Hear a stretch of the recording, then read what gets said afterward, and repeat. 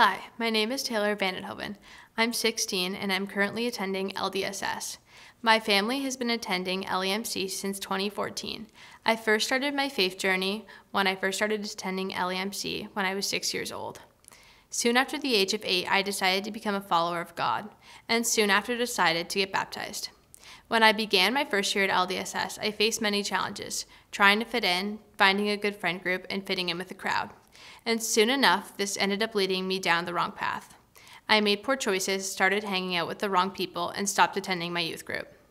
And roughly through grade 9, I realized, what am I doing with my life?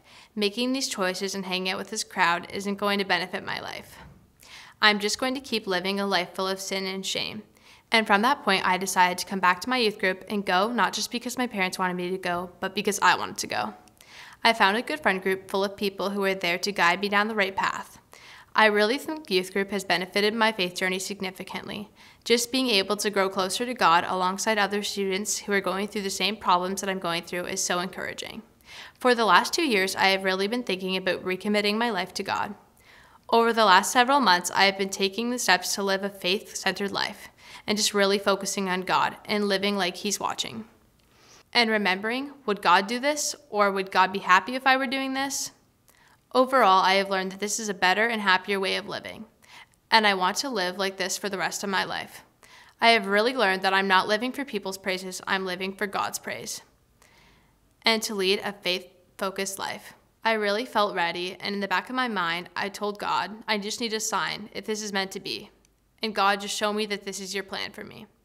After attending Change Conference 2024, I really just felt God telling me to take this step in my faith journey, and Him just telling me that it's okay that I'm scared because He's got me, and that I'm ready for this.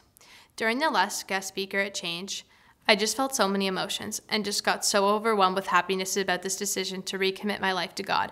I began to cry uncontrollably. My heart began to start beating rapidly, and I felt like a huge weight had been lifted off my shoulders at that moment. I really just took this as my sign to take the step to get baptized. I want to thank all the leaders and students who have helped me in this decision. I especially want to thank Ayla and Aaron for taking the time to connect with me, pray with me, and help bring purpose and meaning back into my life, as well as my friends and family. I have decided to give all my mistakes to God and let Him lead the way in my life.